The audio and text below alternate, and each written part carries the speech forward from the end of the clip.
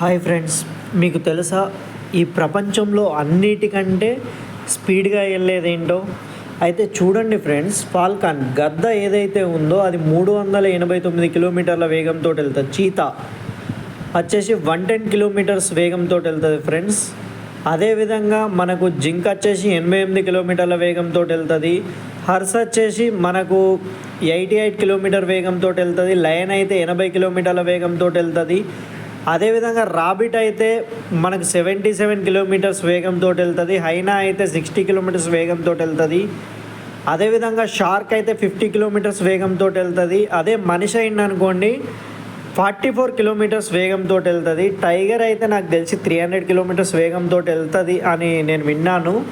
But నాకు తెలిసి ఇది నేను ఒక దాంట్లో చూసి పెడుతున్నాను. ఇది ఎంతవరకు వాస్తవం అనేది నాకు కూడా తెలియదు.